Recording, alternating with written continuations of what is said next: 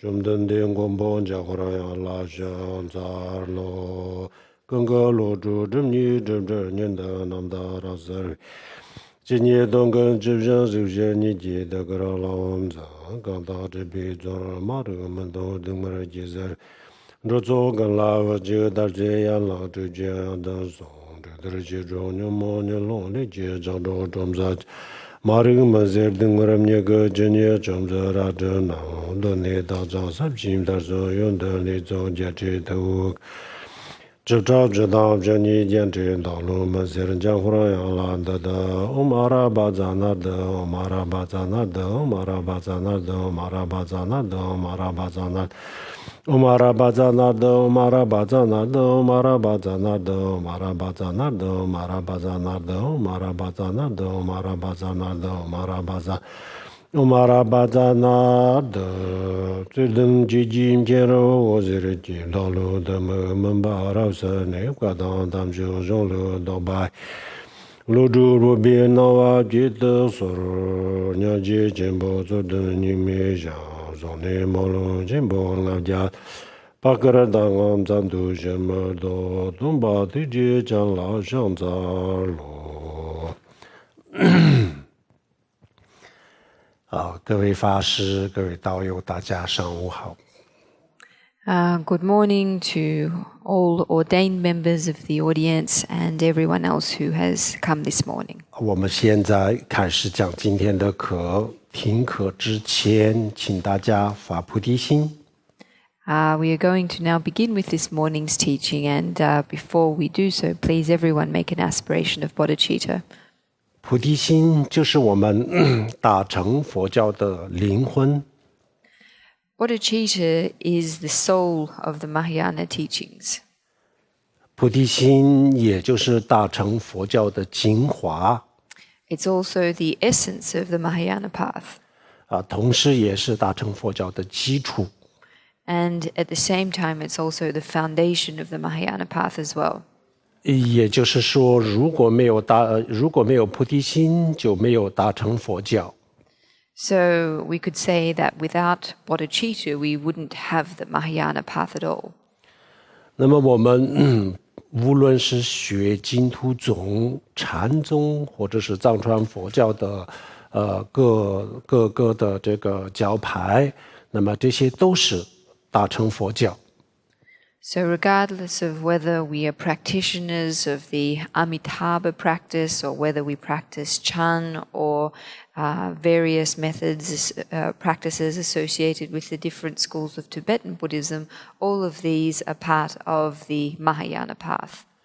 因为他们都是大乘佛教，所以都需要菩提心。Because they all belong to the Mahayana path, therefore all of necessity require bodhicitta. 那么什么是菩提心呢？菩提心我们昨天前天也就讲过，菩提心就是两个觉心或者是宣识。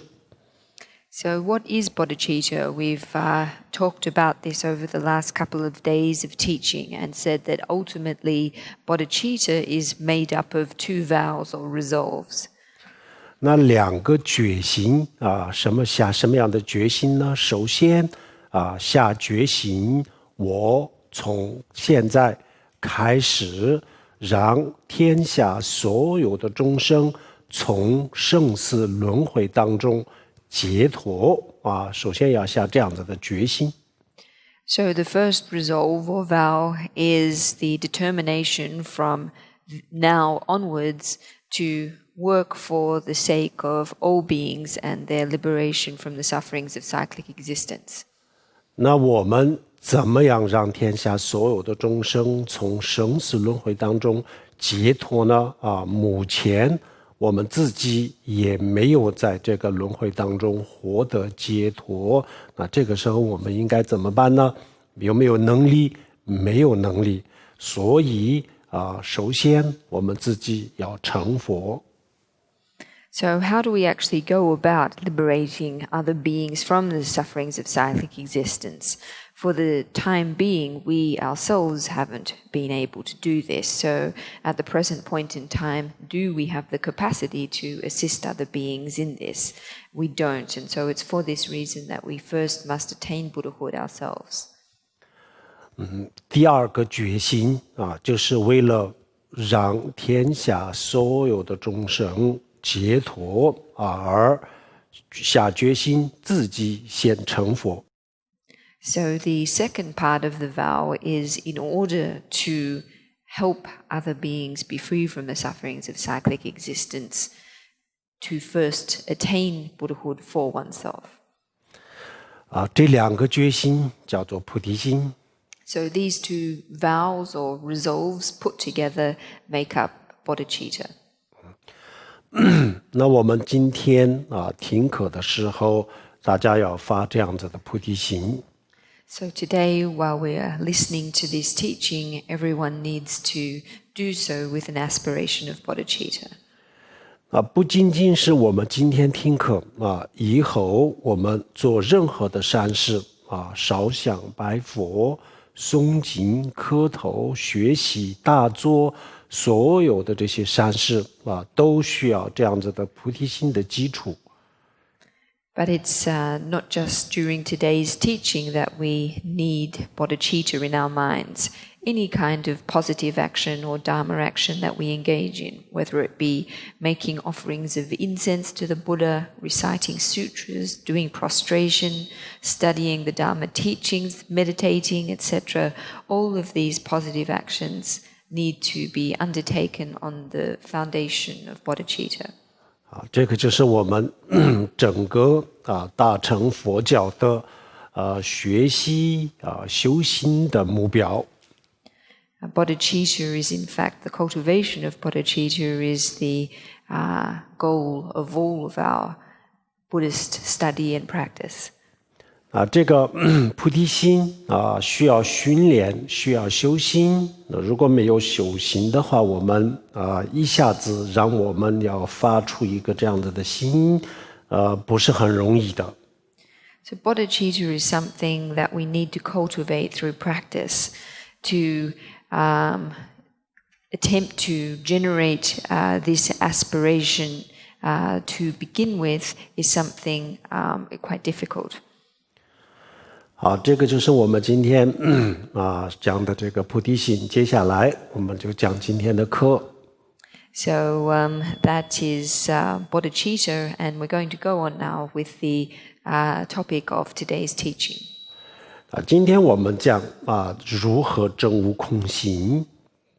So today we are talking about how to realize emptiness. 首先介绍一下这个我们佛教不管是显宗或者是密宗里面呢有多少个方法可以证悟空性。So what I'd first like to do is introduce how many methods or the methods there are for realizing emptiness, whether it be in the Sutric tradition or in the Tantric tradition. 证悟空性有很多很多的方法，但是呢，这些很多的方法可以归纳为3种不同的渠道或者是方法。So there are many different methods or practices for realizing emptiness. However, it's possible to categorize all of these different methods into 3 essential types. 这个3个方法当中呢，基本上显宗、密宗所有的证悟空性的方法都包含了。And within these 3 categories, or these 3 categories pretty much encompass all of the methods there are, including the methods from the Sutric and Tantric approaches. 在这个之前呢，我想我们应该再了解一下我们为什么要证悟空性。However, before we go on to this, the first thing we really need to talk about is why it is that we need to realize emptiness. 我们昨天的这个课里面讲过了，我们这个为什么轮回轮回的原因是什么呢？佛经里面就讲2个原因。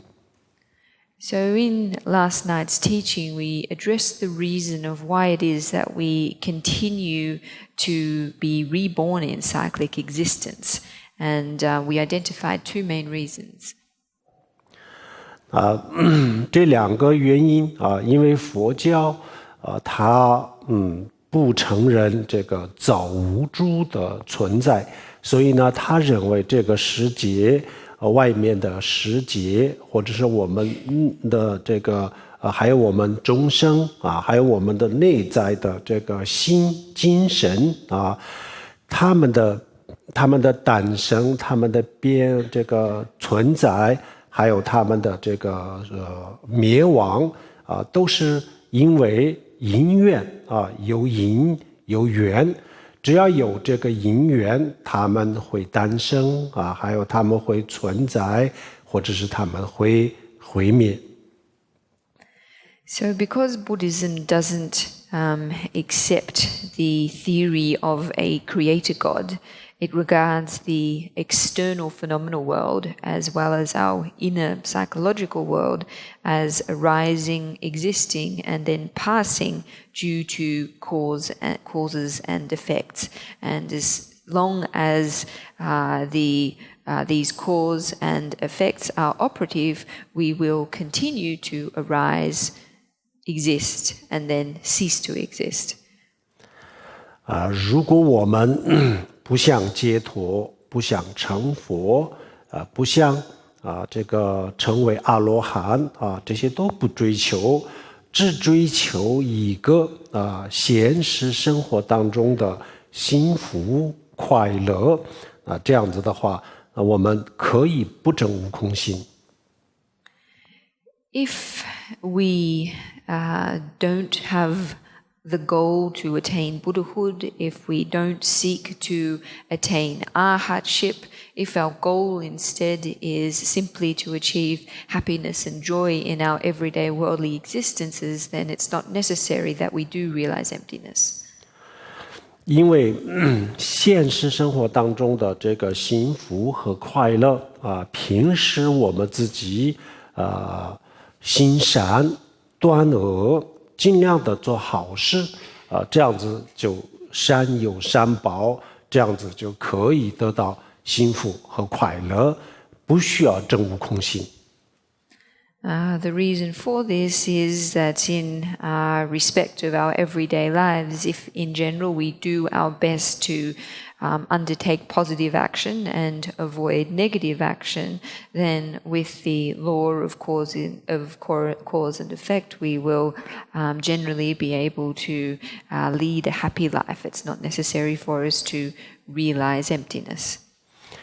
如果我们觉得现实生活当中的所谓的幸福和快乐实际上是很短暂的还有就是所有的这个幸福快乐都是相对的，没有一个绝对和永恒的幸福和快乐。然后我们为了这一点幸福和快乐，我们把一辈子的时间都打在这个上面，都消化掉。这样子的话，如果我们觉得不划算那样子，那我们就需要有一个更崇高的追求这样子就需要证悟空性。If, however, we regard the joy and happiness that we experience in our lives as fleeting in nature, relative, not eternal or ultimate, and if we regard the fact that we devote all of our life energy for the sake of achieving this little amount of happiness and find this in fact not to be a worthwhile kind of energy and time investment, then it's necessary that we do have a higher purpose or a higher goal. And if this is the case, then it is necessary that we work to realize emptiness.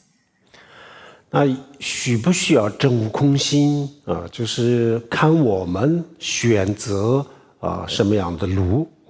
如果我们走这个世俗的这个路，就是追求现实生活当中的这个利益当中的这个现实生活当中的快乐，如果走这条路的话，那可以不证悟空心。所以佛教也不会教我们一定要证悟空心。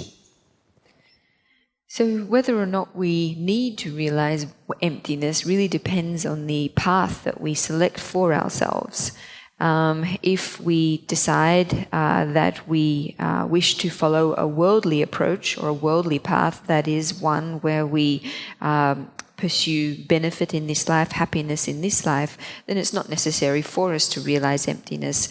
And so Buddhism or the Buddhist tradition doesn't insist necessarily that everyone must realize emptiness. 如果从这个轮回当中要解脱想了脱生死，如果我们不愿意在这个流转这个轮回当中这样子的话，那就是必须要证悟空心。However, if we aim to liberate ourselves from cyclic existence, if we are no longer willing to continue spinning in samsara, then it is necessary that we do realize emptiness. 因为我们这个流转轮回原因这个轮回的它的原动力我们就一直都在这个轮回当中循环不停。那么这个原动力，它的动力是什么呢？昨天我们也讲过，它的动力就是无明。第一个就是无明，第二个就是我们的欲望我们的欲望和这个无明，就这两个是我们流转轮回的主要的因素。The reason that we do continue cycling in samsara endlessly, the reason for this, or the force, the energy, the power, the force that keeps us cycling in samsara is primarily twofold. Last night we identified the two reasons that underpin this force that keeps us in cyclic existence. And the first of this twofold reason was ignorance, and the second was desire. These are the primary two causal factors that keep us being continually reborn in cyclic existence. 现实生活从我们的角度看，它是一个非常真实的，对我们而言是一个非常真实的东西。它的每一个东西都是很真实的，显得非常非常的真实。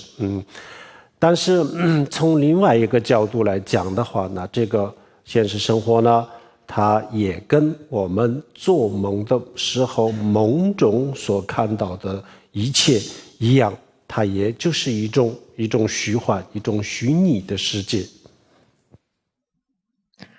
In our everyday lives, everything around us appears to be very real indeed.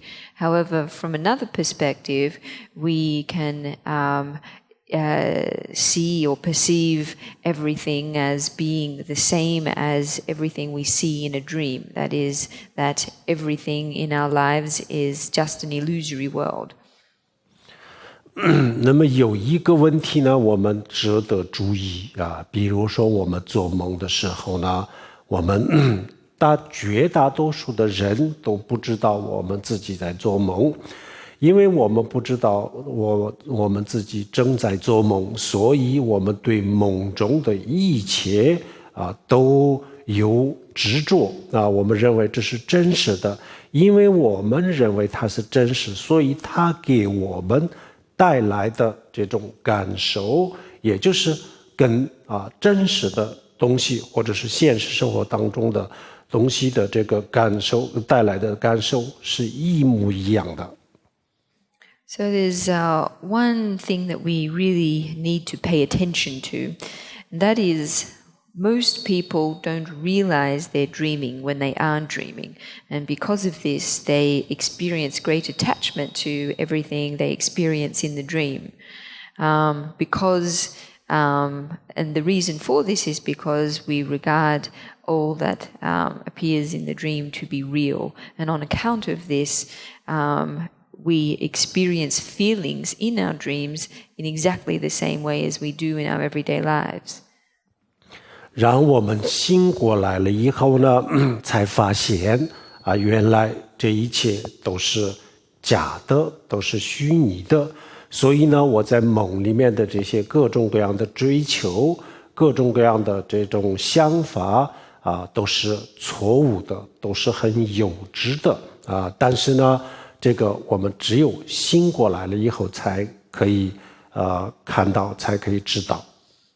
It's only when we wake up that we realize that everything that happened in our dream was false, was illusory.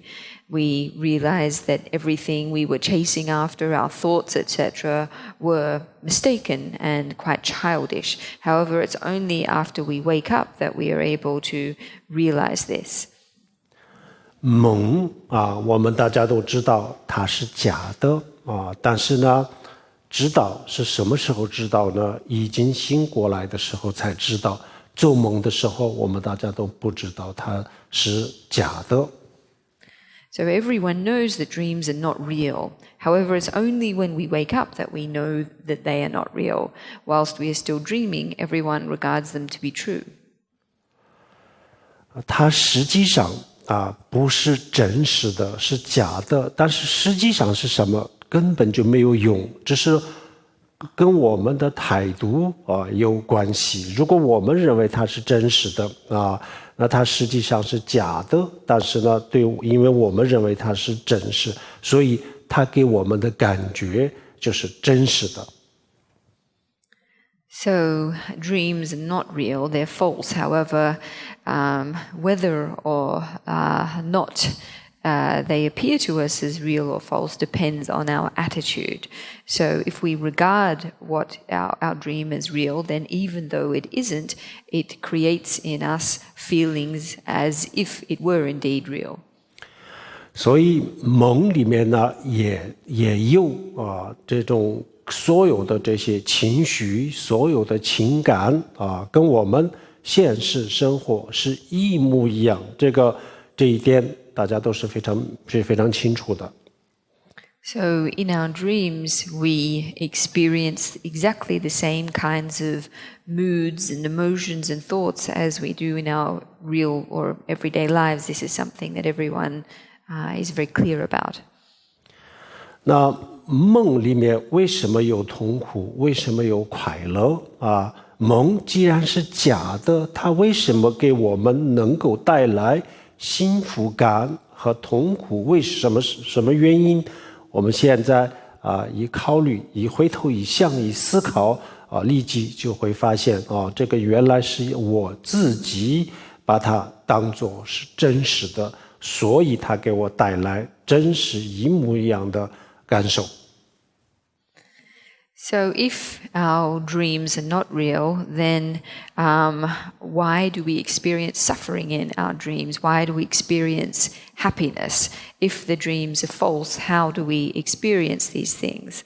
If we look to the reason and give it some thought, we can understand that it is because we regard our dreams as real, and as a result, our dreams are capable of producing in us the same feelings as if they were indeed real. 由此可见，凡是虚拟的、虚幻的东西，只要我们把它当作是真实的，它一定会给我们带来真实的感受。So from this, we can clearly see that illusory things, as long as we regard them as real, we'll be able to create in us feelings as if they were. 这样子，我们的现实生活会不会也是这样子？ So, could it be that our everyday lives work like this too? 这样以后呢，我们有一个很大的这个思考思维或者是观察的空间。我们有一个很大的思考观察的空间。So we've got a big space here to contemplate this and to observe things. 从佛教的观点看梦我们晚上做的梦叫做梦中之梦，然后我们的现实生活叫做梦外之梦，本质上这两个都是梦。So in Buddhism, the kind of dream that we have at night is referred to as a dream within a dream, and our everyday lives are referred to as the dream outside the dream.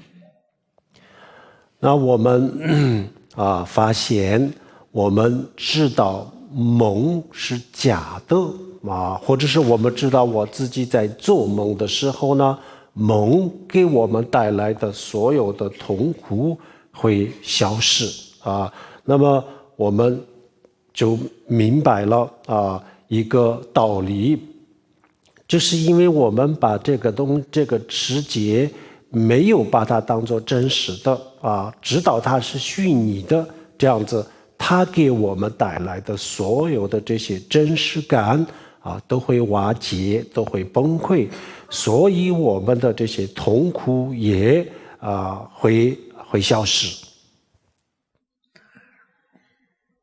So when we understand that our dreams are not real, or when we realize that we are dreaming, then all of the suffering that is generated by the dream disappears, just like that.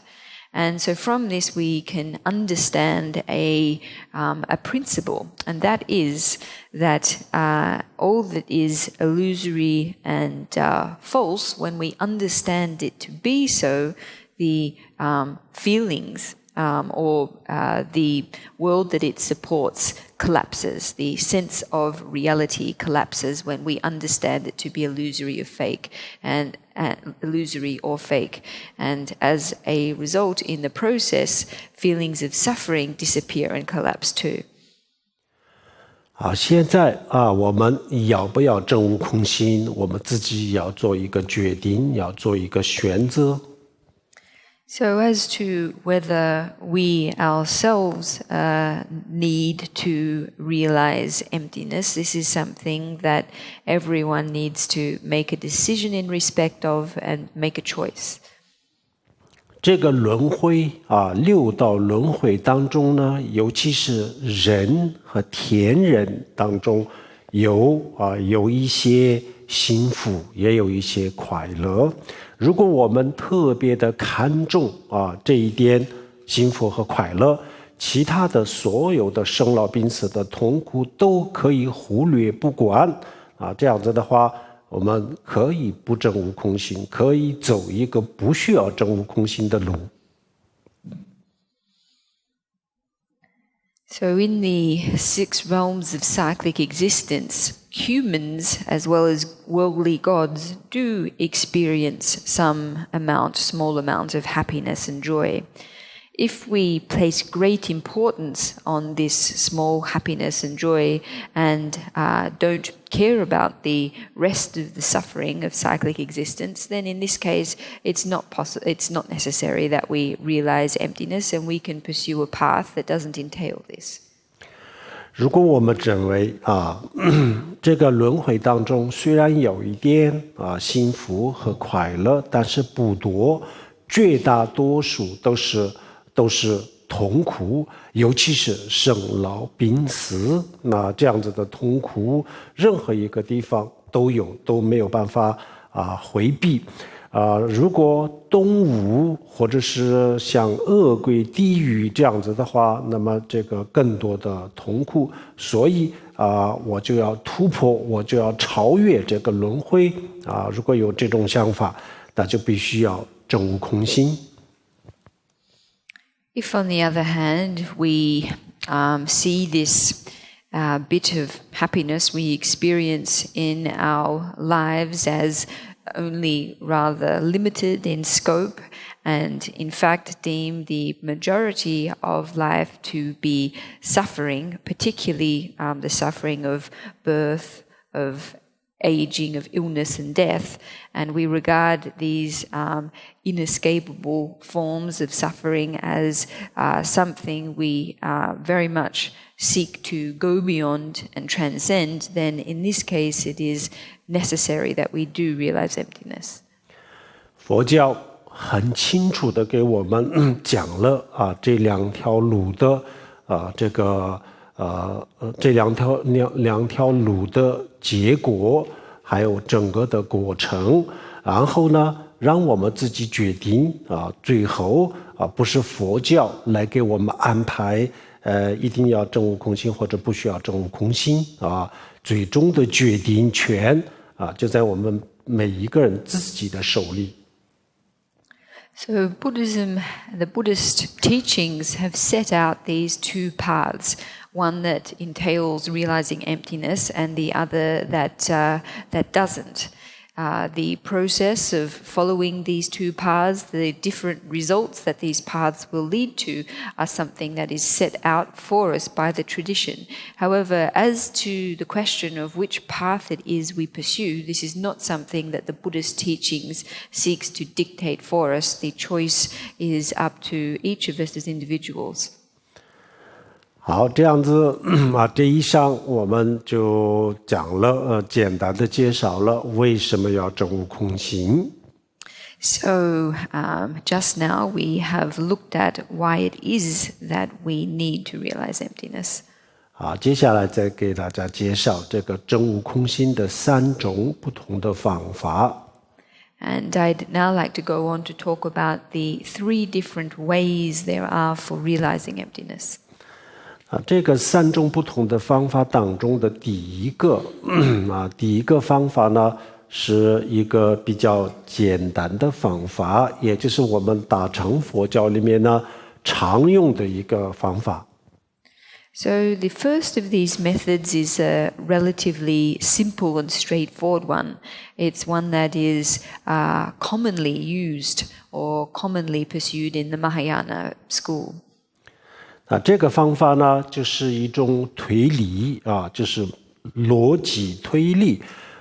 推理什么？推什么呢？就是通过一种这个观察的方法来观察这个世界，然后就是观察我们自己的内在的这个精神最终就获得一个结论，就是这个世界确实是一个虚幻、一个虚拟这样子的世界。So this first approach is one that entails a process of logical reasoning, or it's a method of investigation, one that entails us looking at the external phenomenal world as well as our minds, and ultimately arriving at the conclusion that the world, phenomenal world, is illusory. 这个推理的方式第一次出现在大乘佛教和小乘佛教的佛经上面。And this method or process of logical reasoning first or originated in the scriptures of the basic vehicle and the greater vehicle. 后来龙树菩萨就把这个佛经里面的所有的这些推理的方法都集中在一起，就是写了一本书叫做《中观》。And then later in the Buddhist tradition, Nagarjuna compiled these approaches into the writings of the Madhyamaka school.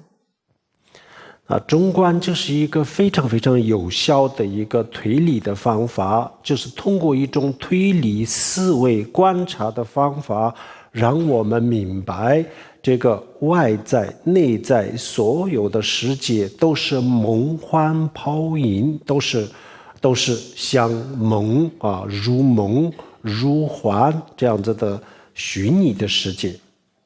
So the process of logical reasoning here is one that is extremely effective.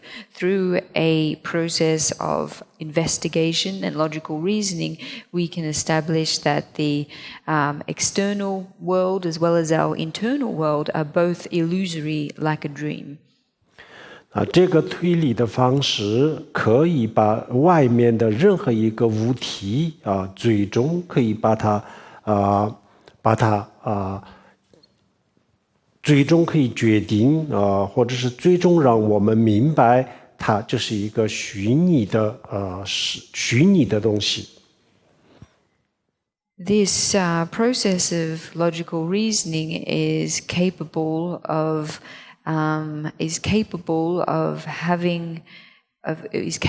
showing that any object or phenomenon in the external world is ultimately illusory in nature.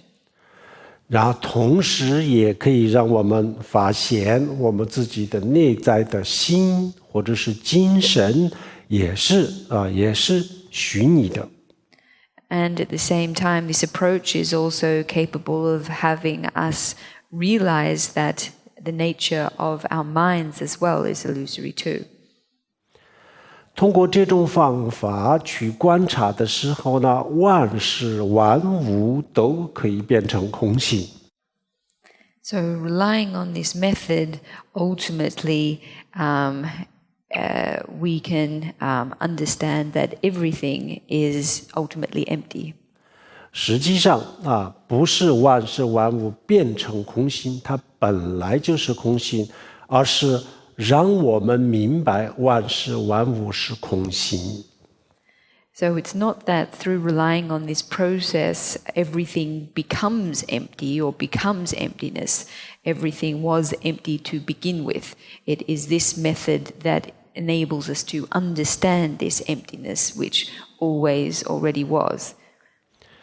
希望大家去学一下这个方法，这个方法确实是非常好的。这个方法呢，这个推理的方法有很多种，也有非常非常复杂的这个推理的方法，也有一些简单的推理的方法。哇，这个我们非常有必要去学一下这个推理的方法。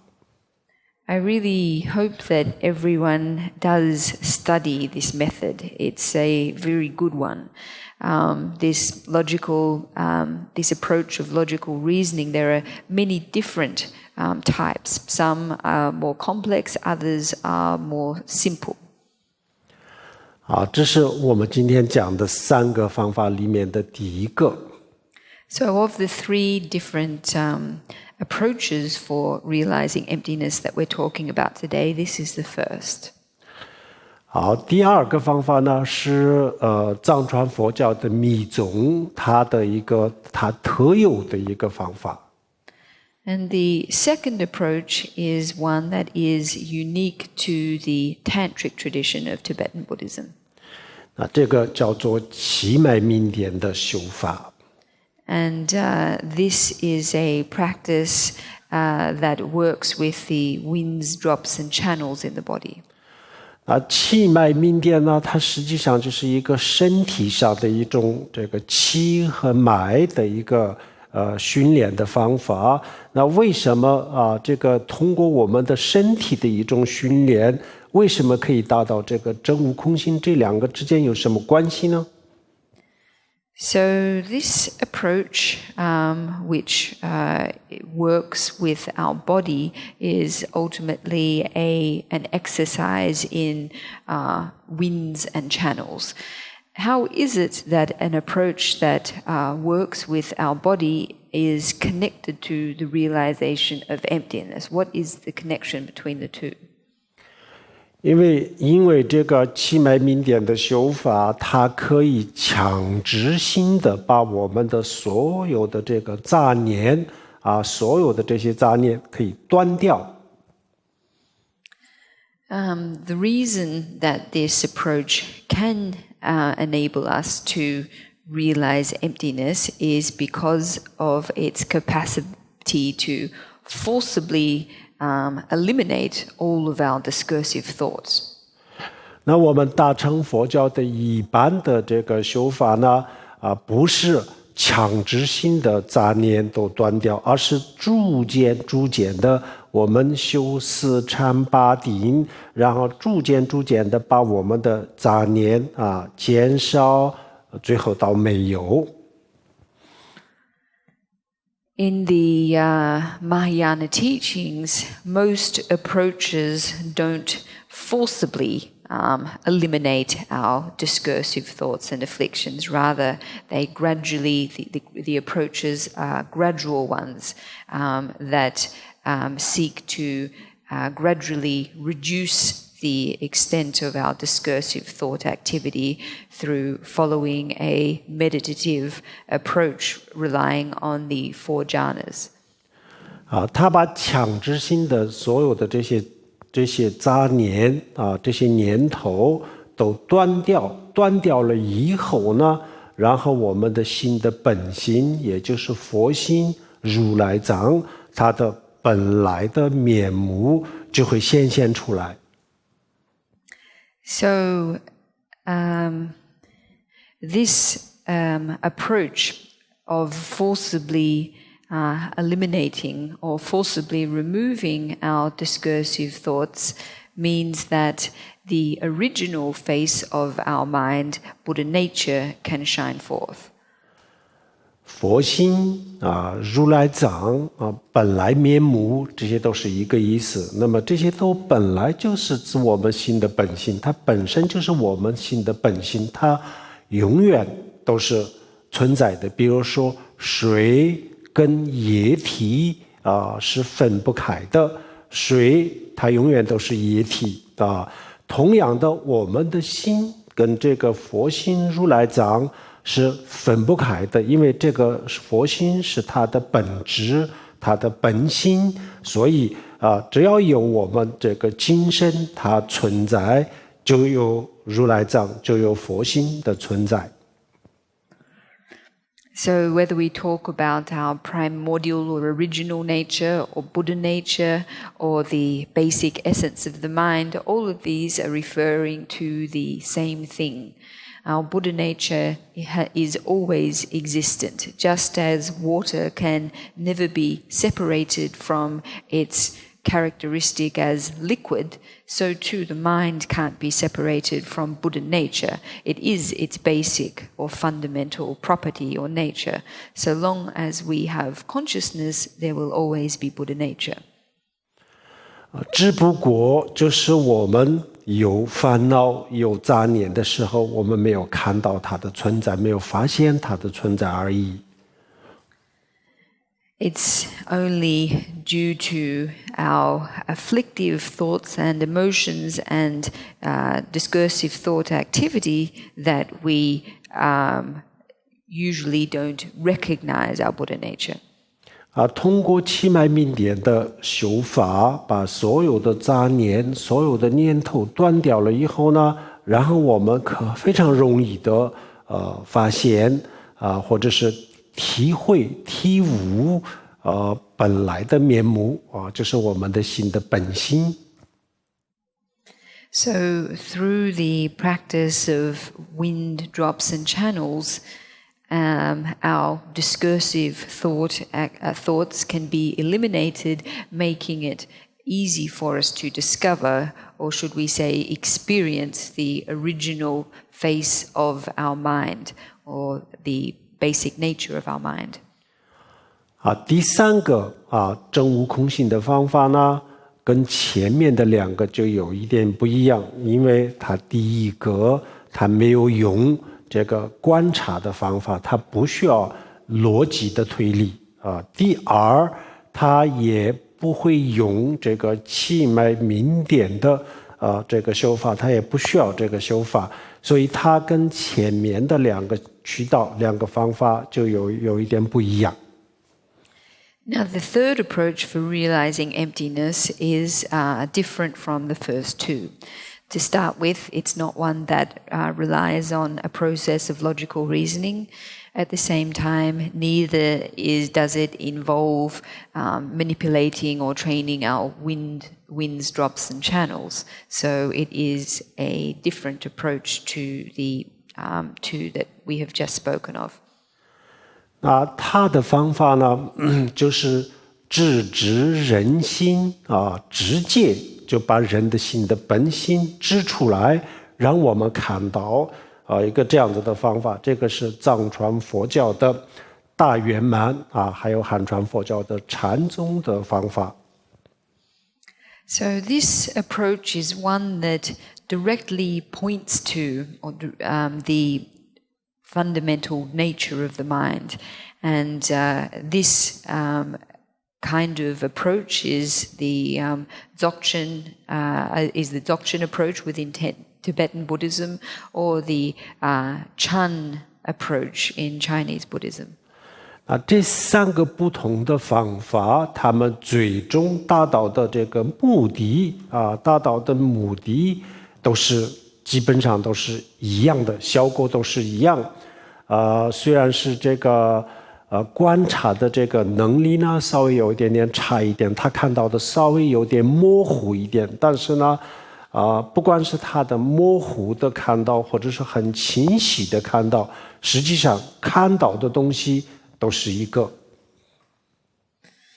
So each of these three approaches that we have now mentioned have the same goal, and they produce the same result. Even though there is some discrepancy in the clarity with which each of these methods perceives or experiences the same result, in any case what they discover or experience is the same thing. 好，这三个不同的方法都需要一个共同的基础，这个共同的基础呢，就是禅定。So each of these three approaches require a foundation in common, and the foundation that they each require is one of meditative concentration. 没有禅定的情况下也可以证悟，但是呢，这个证悟不稳定时有时无这样子，有些时候就感觉稍微比较好，有些时候感觉不好，甚至有些时候呢根本就感觉不到，所以需要有禅定的基础。如果有禅定在禅定的基础上悟到了这样子证悟的境界是很稳定的随时随地都可以进入这个状态。If we don't have meditative stability, then our experience of emptiness won't be stable. Sometimes it will be better, sometimes it will be worse, sometimes we will not be able to have any experience of it at all. However, if we realize emptiness upon a foundation of meditative stability, then our realization will be stable in nature and ongoing.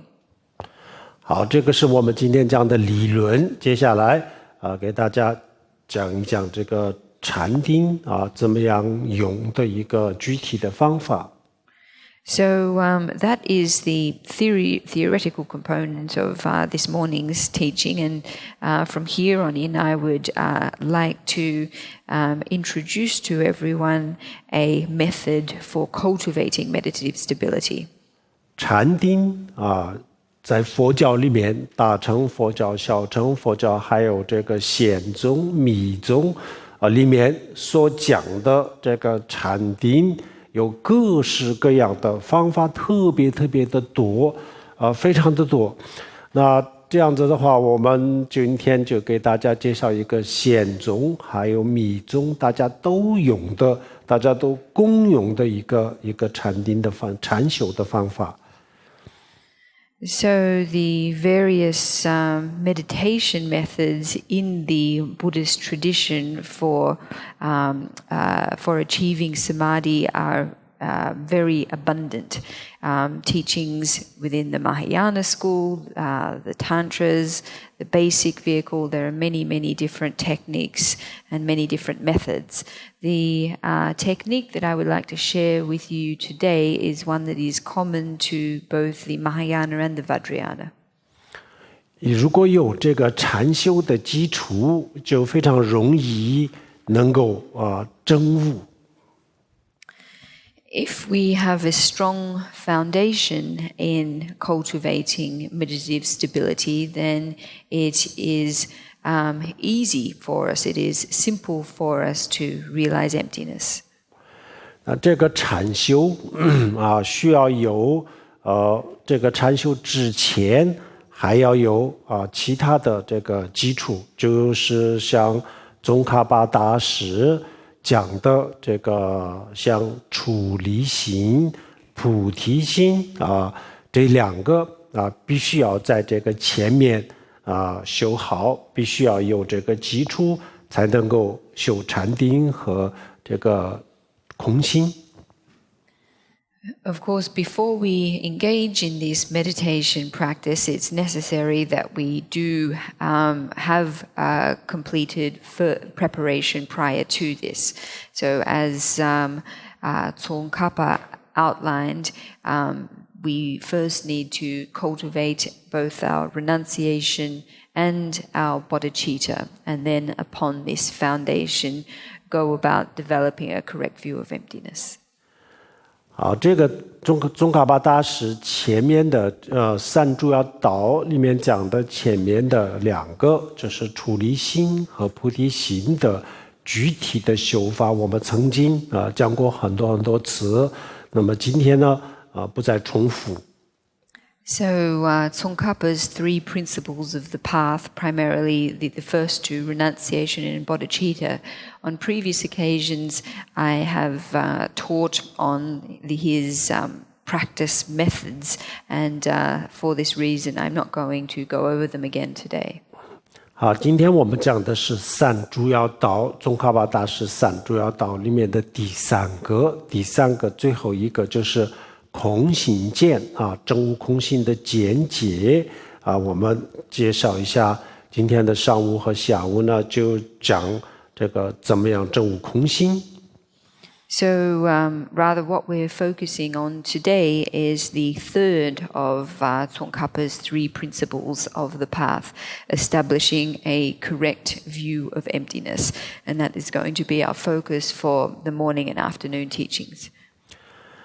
证悟空性，我们必须要有前面的这些基础的基础的这些功课必须要完成，否则的话，我们就到最后的这一个环节直接进入空性这个就不会有任何的效果。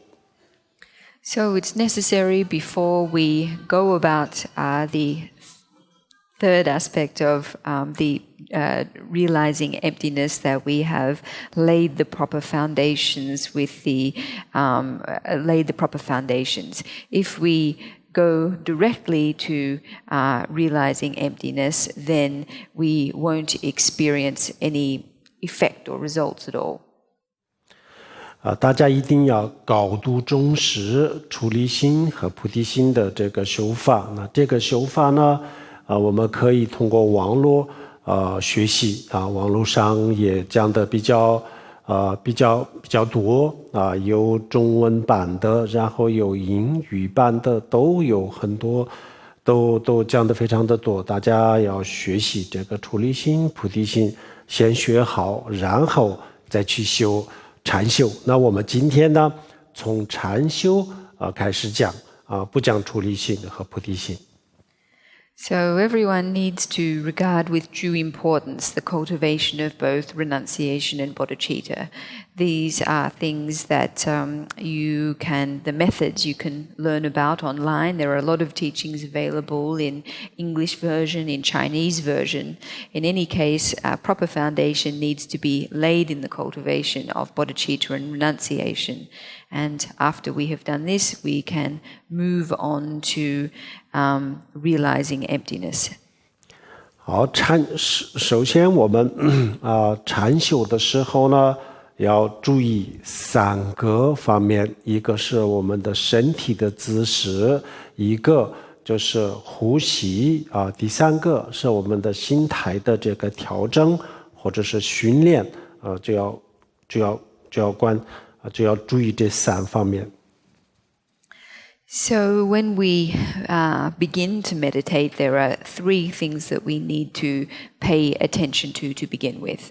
The first is the posture of our body. The second is our breath. And the third thing is our mental attitude. 好，首先我们打坐的时候身体的姿势有7个方面7个姿势，这叫做毗卢七法。也就是毗卢遮那佛的身体的姿势。So to begin with, in terms of our bodily posture, there are 7 points that we need to be aware of, and these 7 points are referred to as the 7 meditation points of Vairocana. 第一个，我们打坐的时候如果腿没有什么不方便的话，那就是要盘腿那我们今天就坐在这个椅子上就不方便，没关系的。以后打坐的时候呢最好能够盘腿但是如果腿实在是就不能盘不起来的话，那坐在椅子上打坐也可以，但是一般的情况下呢，最好能够盘腿，把腿盘起来。So the first of these points is to begin our meditation sitting cross-legged. Today, if this is a problem, there's no problem. We can just sit as we normally are on the seats. If any of you have problems crossing your legs, then it's possible to meditate not with your legs crossed. However, generally we do meditate in a cross-legged position. 然后禅修的时候呢，我们要坐在一个特制的这个坐垫这叫做禅垫。那禅垫就是后面稍微高前面稍微矮一点的这样子的垫这样子的坐垫有些寺庙有这样子可以去买。如果没有，那可以自己做。如果实在没有，那我们可以把这些东西可以就后面可以垫高一点这样子就不打坐的时候不累不辛苦后面垫高一点，然后前面矮一点这样子打坐时间长了也不累的。所以需要如果有这个专用的这个坐垫那就用这个。没有的话，那临时也可以这么做。So when we meditate, we need a special cushion or a meditation cushion, one with the back slightly elevated. In some Dharma centers and temples have these kinds of cushions. Otherwise, we can buy them or we can make them ourselves. If we don't have one, then we can prop up the cushion that we are using at the back using something else. In any rate, using a proper cushion like this enables us not to feel unduly tired during our meditation session. 好，然后盘腿坐在这个禅垫上，然后呢手这样子，请大家看这里，左手放下面，右手放在这个上面，然后2个大拇指头碰头，然后这个叫做禅定的手印这个禅定的手印呢，在这个肚脐下面的4个手指处放在这个地方，这叫做丹田在中医里面就叫做丹田放在这里这样子打坐。So sitting cross-legged on a meditation cushion, we bring our hands together into the meditation mudra. So we place our right hand in the palm of our left hand, bring our thumbs together, and then rest our hands beneath our navel at a point about 4 fingers width beneath our navel. 好，好，这是第二个，第三个，两个胳膊这样子展开啊，两个胳膊张开啊，不能这样子啊，胳膊张开啊，这样子两个胳膊这样张开了以后呢，我们的这个肩膀啊后面的肌肉都可以达到一个很放松的状态，所以呢，长时间打坐，背后不会累，不会疼啊，所以。两个胳膊张开，这是第三个姿势。So the third point of posture to observe is keeping our shoulders relaxed. If we relax our shoulders in this way, then it enables our muscles to be relaxed as well. And this means that when we meditate for a long time, we won't experience pain in our shoulders. 然后第四个身体要端正啊，不能向右歪、左歪、往前往后歪啊，这是要端正。但是呢，这个端正但不能太用力的端正，就是要达到一个自然的状态就可以。And the fourth point is sitting upright. So in sitting upright, we shouldn't be leaning to the left, to the right, in front of us or behind us. We should be sitting upright, though not exerting ourselves too much, just maintaining a natural upright position.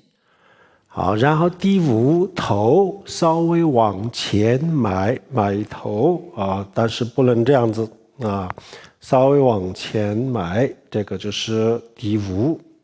And the fifth point is to bring our chins slightly forward, although not too much, just bring them slightly forward.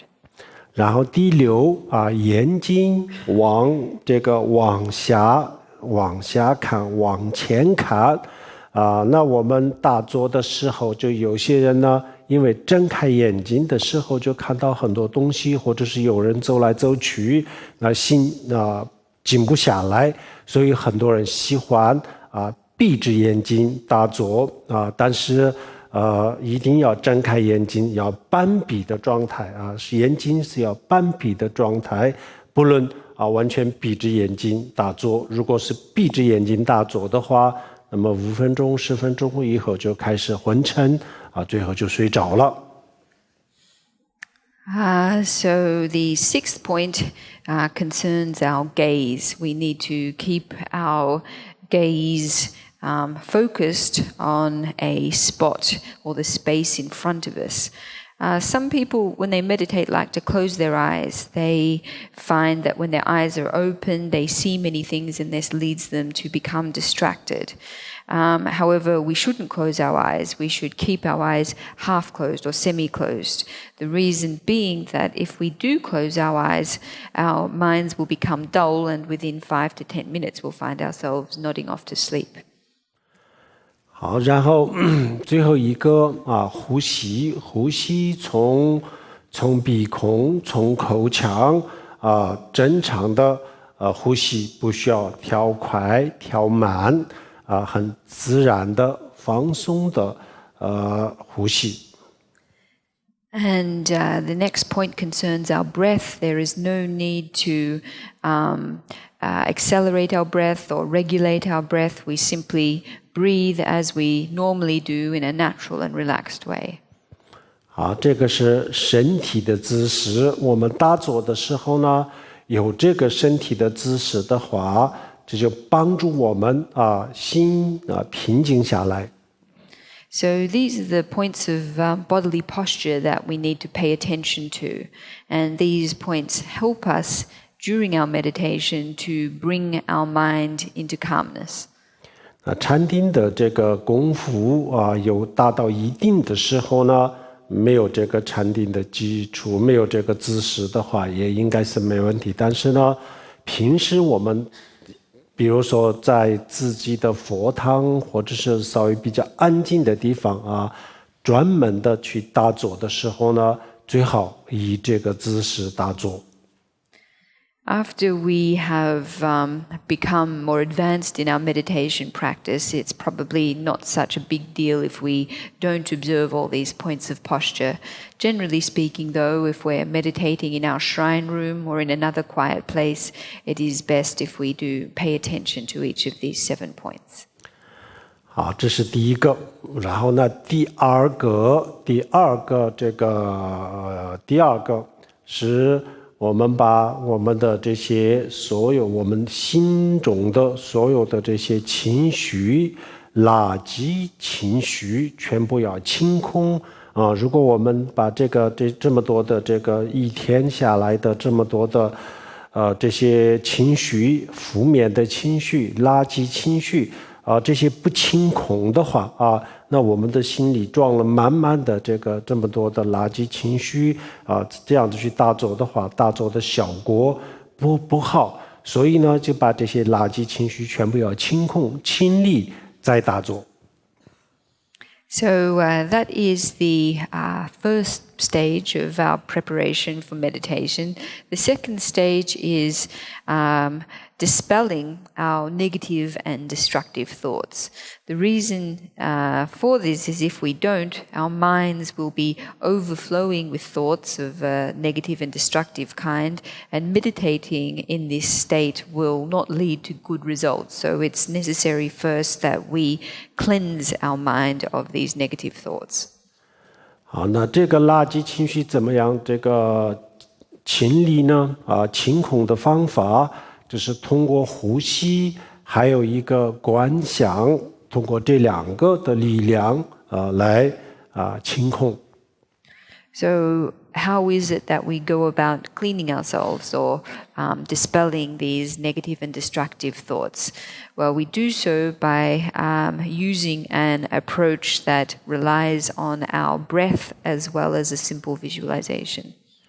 好，首先大家看这里我们的左手这样子，大拇指头摁住这个倒数第二个手指头叫做无名指大拇指摁住这个无名指的指根摁住，然后呢，其他的4个手指放在这个大拇指上，然后这个叫做金刚拳，就是一个拳头那这个拳头呢，我们的大腿的左腿的腿根和右腿的腿根有2个血脉，就是动脉和经脉摁住这个动脉和经脉上面这个血脉上面稍微用一点点力这样子摁住这样子摁住，左手就是这样子。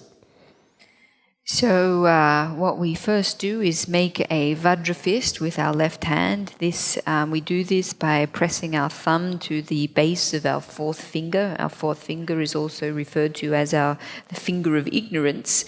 We press the base of this fourth finger with our thumb, bring our other fingers over our thumb, make a Vajra fist, and then press this fist into the main channel point in the fold of our thigh.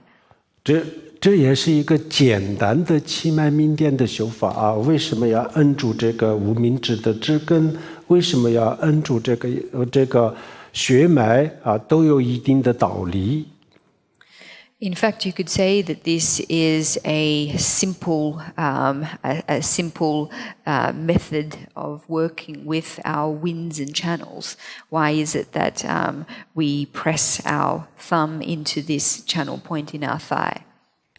好，然后右手大家看这里，请大家看这里，右手也是一样的把这个无名指的指根用这个大拇指的摁住唯一一个不一样呢，食指要伸出来，然后放在先这样手心朝上，放在膝盖上。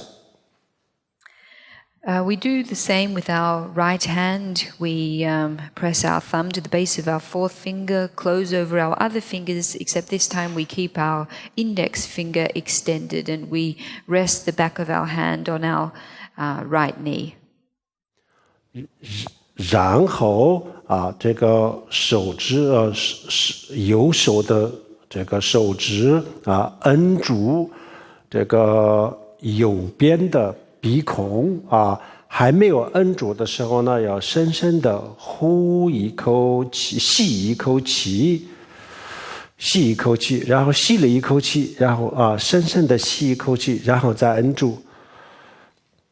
好，这样子摁住以后呢，然后我们从左边的鼻孔排出这个气体。So we first inhale. We inhale once, and after we have inhaled, we bring our right index finger to our right nostril and we close it. And then we exhale through our left nostril.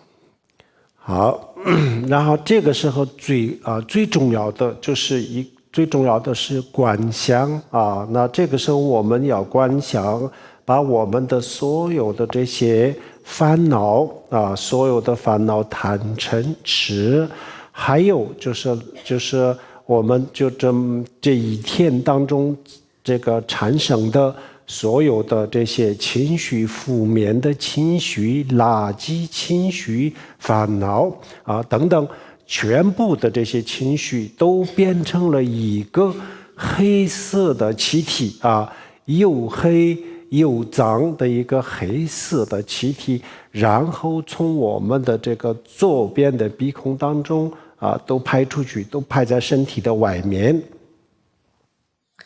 So while we're doing this, we visualize that all of our afflictive thoughts, the 3 poisonous mental states, our negative thoughts, destructive thoughts, and emotional states, that all of these take the form of a black and dirty vapor and are expelled from our minds and bodies as we exhale our breath. 然后第一次排出了以后呢，然后手松开再吸一口气，深深的吸一口气，然后又按住，然后再排出，这样子重复3次。So after we've done this one time, then we remove our finger, we inhale again, close over our nostril, and repeat this 3 times. We do this for a set of 3. 好，然后左边的鼻孔排出排气排3次以后呢，然后我们左右手的这个动作要换这是一模一样的。然后我们从这个右边的鼻孔又排3次的气跟这个观想都是跟刚前面的一模一样。And after we have done this 3 times, exhaling or expelling our negative thoughts from our left nostril, then we change sides and do exactly the same thing on the other side, this time expelling our negative mental states from our right nostril. 好，然后最后呢，左右手2个请大家看这里，我们这样子左右手2个同时做这个金刚拳头，然后同时摁住动脉和静脉上这样子，然后呢首先深深的吸一口气，然后再这样子吸一口气，然后就是左右2个鼻孔同时排气。So after we have done one set of 3 on the left side and the right side, then we make a Vajra fist with both our left and right hands. Bring the Vajra fist to the main channel point in the fold of our thigh on both our left and right side. We inhale through both of our nostrils and expel the breath through both of our nostrils as well. 好，然后这个我们反复这样子以后呢，一共是9次左3遍，右3遍，左右一起3遍，一共就是这个9次9遍排出无气。然后这个完了以后呢，我们再观想我们的身体现在就变成了一个非常的纯洁，非常的干净透明，就像一个玻璃杯洗得干干净净一样，把所有的这些垃圾的情绪全部排在外面，现在就变成了一个非常纯洁非常清净的身体和心情。So after repeating this for 3 times on the left, 3 times on the right, and 3 times both sides together, performing the same visualization each time, we have expelled the stale breath from our body. And after we have done this, we then visualize ourselves as now existing in a pristine, clear, and translucent state, just like a glass, with all of our negative thoughts and mental states expelled from us. We are left with a body and mind that is extremely pristine and clear. 好，这个方法呢，平时我们比如说不开心的时候难受的时候、难过的时候，或者是特别焦虑的时候、很有压力的时候很郁闷的时候我们也就是为了减压，也可以这么做，有帮助的。This method of expelling stale breath that we've just talked about is one that we can use in moments when we're feeling unhappy, upset, anxious, stressed, depressed. It's a method that we can use to reduce stress or reduce pressure in our everyday life. 好，这个完了以后呢，这是第二个最后一个就是我们的这两个完了以后呢，第三个就是我们开始观想释迦牟尼佛在我们的前面观想一个莲花座，然后在这个莲花座上面呢，观想一尊释迦牟尼佛这释迦牟尼佛面朝我们自己就观想一尊释迦牟尼佛。So this is the second preparatory stage of our meditation session. The third and final stage entails us visualizing the Buddha in front of us. So in a space in front of us, facing us, we visualize the Shakyamuni Buddha seated on a lotus cushion. 好，然后呢，我们向释迦牟尼佛祈祷祈祷释迦牟尼佛，祈祷什么呢？祈祷释迦牟尼佛加持我能在这一座当中修出禅定，就是这样子反复的，很猛烈的心很强大的信心，向释迦牟尼佛祈请。然后就念这个释迦牟尼佛的名号，比如说南无释迦牟尼本师释迦牟尼佛南无本师释迦牟尼佛，或者是达雅他姆尼姆尼玛哈曼那一说就是莲花上这个释迦牟尼佛的心咒这都可以的。然后就是这个祈祷。So in visualizing the Buddha in front of us, facing us like this, we pray to the Shakyamuni Buddha to bless us in this very meditation session so that we may achieve meditative stability or meditative concentration. And we pray for the Buddha's blessing with great fervent faith and devotion, and while we are praying we can recite the Buddha's name, or we can also recite the Shakyamuni Buddha's heart mantra as well. 这个祈祷的时间就不需要很长时间那比如说我们准备打坐1个小时的话，那这个祈祷大概就是5分钟左右就可以但是这个时间可以灵活一点，更长一点，更短一点都没关系的。So this stage of preparation where we pray for the Shakyamuni's blessing is not one that we need to do for a particularly long time. If we are going to be meditating for an hour, say, then it's okay if we do this for 5 minutes. Of course, there is flexibility here. It's possible to do it for a shorter or longer period of time too. 好，然后祈祷完了以后呢，我们再观想啊，释迦牟尼佛的佛像从边缘上慢慢的变成一团光啊，变成一团光，从身体的边缘开始变成光，最后呢，就是变成一颗很小很小的一颗这个明点，也就是一个光啊，就变成一个光。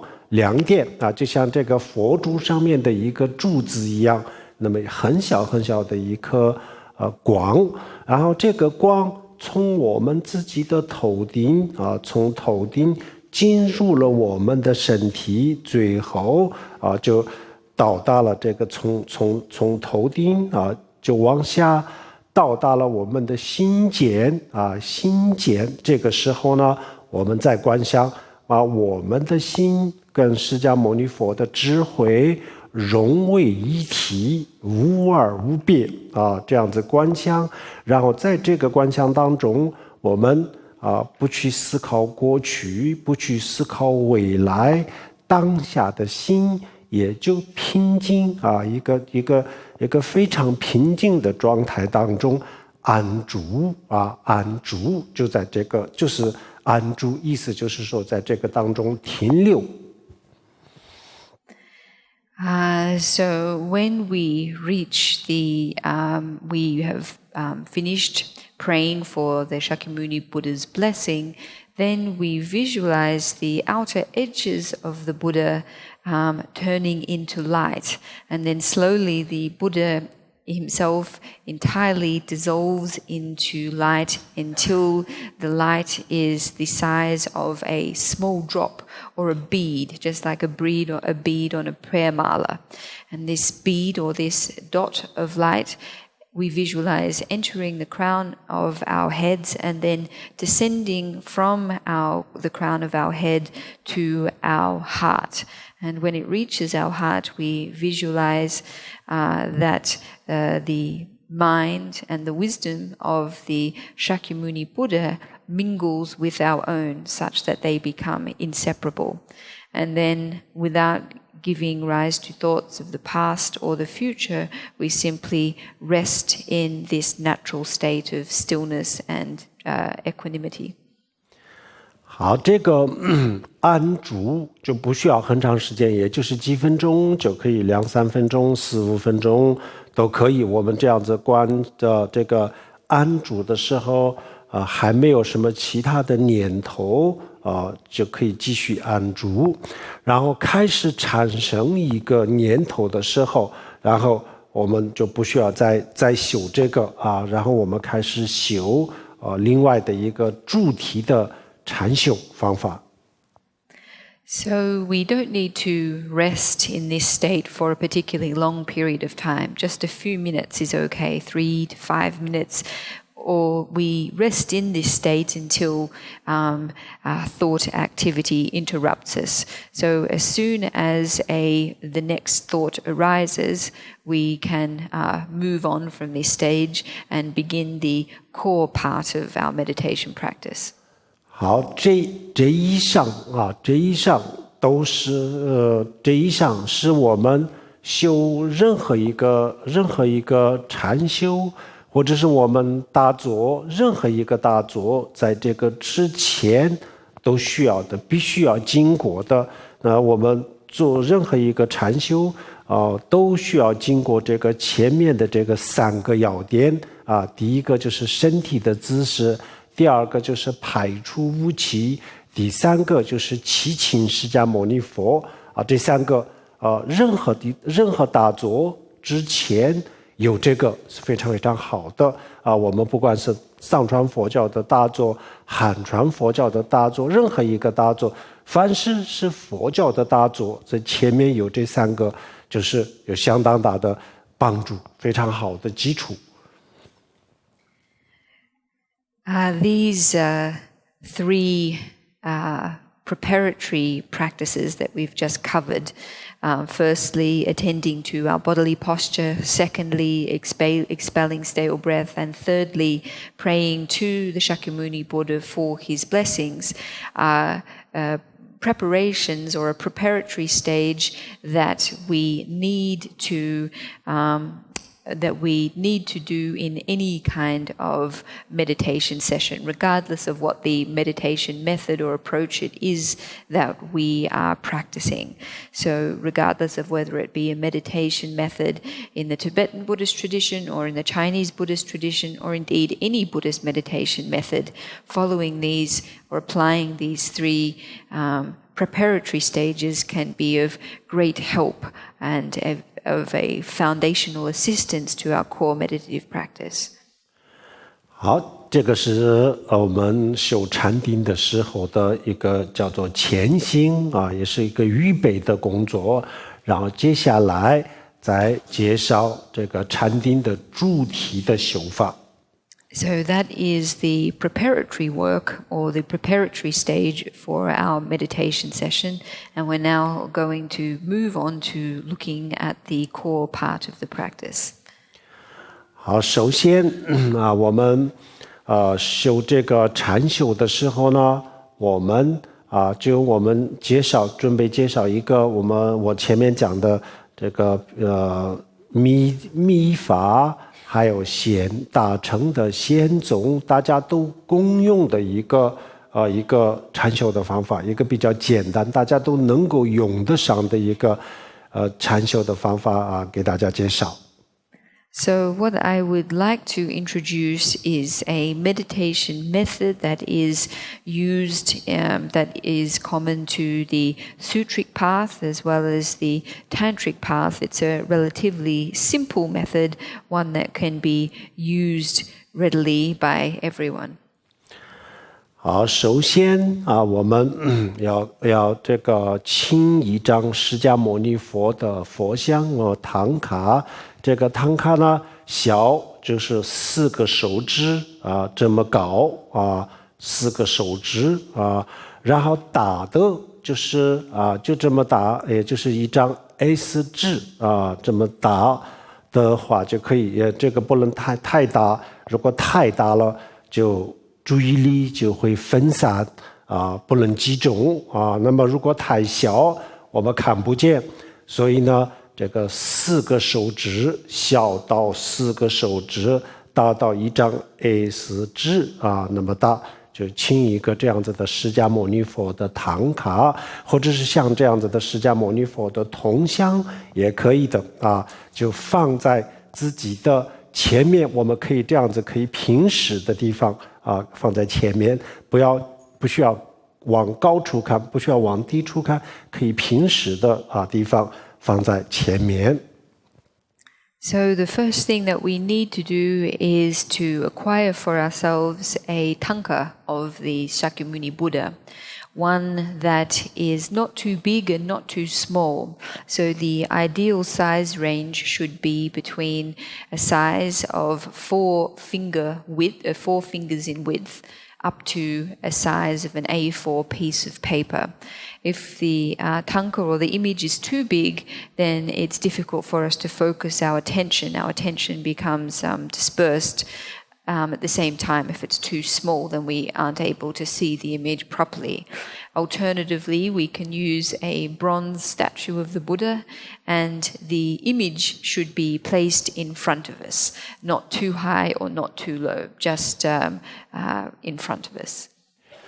好，然后呢，我们就坐在这个释迦牟尼佛的佛像前面，我们用毗卢七法，我们上面已经介绍过了，用这个姿势坐在释迦牟尼佛的佛像前，然后呢，我们用2只眼睛看在佛的这个心间佛的心间，很多佛像，尤其是汉传佛教的佛像。佛的心口就有一个丸子就是心定在这个眼睛2只眼睛定在这个佛的心间这是一个方法。另外一个呢，我们可以佛的这个2个眉毛之间有一个所有的佛像这个上面呢有一个点这个叫做白毫。就是一种白色的毫毛那就是看看这个地方啊，两只眼睛看佛的眉间或者佛的心间啊，都可以。And then observing the 7 points of bodily posture, we focus our gaze on the heart, or the point of the heart of the Shakyamuni Buddha. On many statues or images of the Buddha, particularly in the Chinese tradition, this point where the heart is marked by a symbol of the swastika.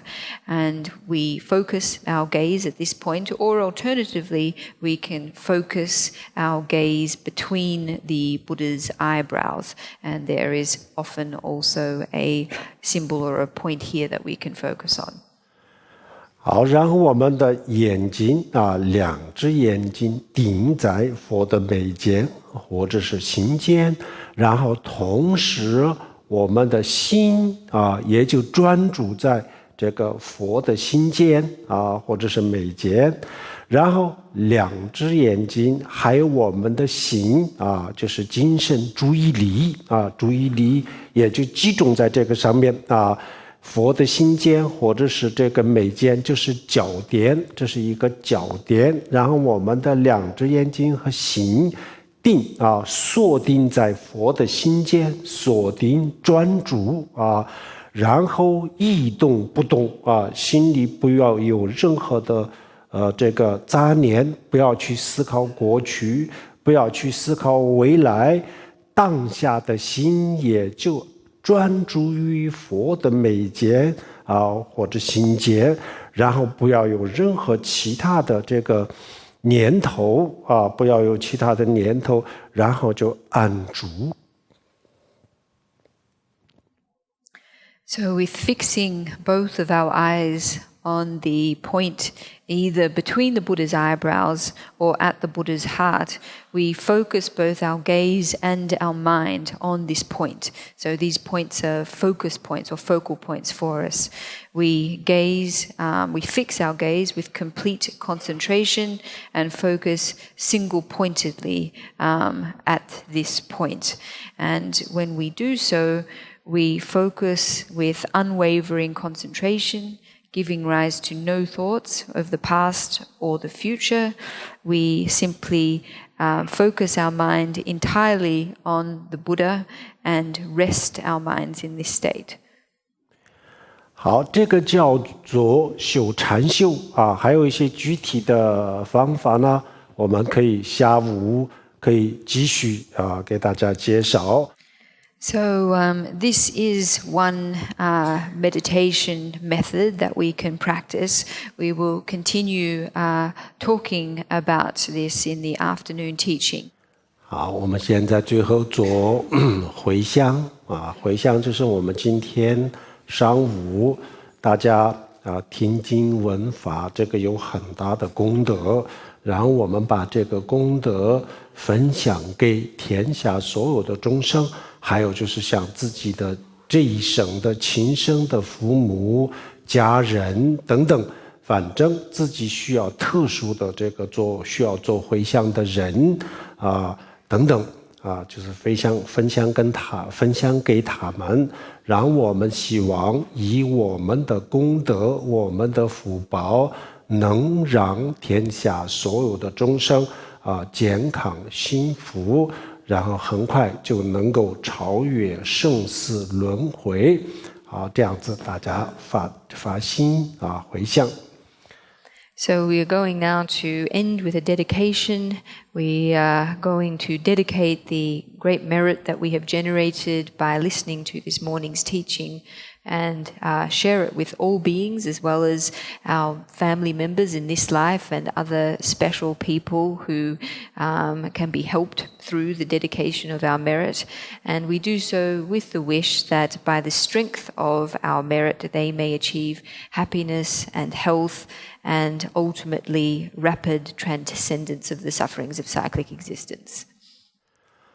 Sonam de damja zambanya domne nibe dana banje jiga na ji wa long zhe bai zhi bin zo lian zhou a zhou er xiu 我们阿吽班赞格日巴玛色的吽，我们阿吽班赞格日巴玛色的吽，我们阿吽班赞格日巴玛色的吽。谢谢大家，阿弥陀佛。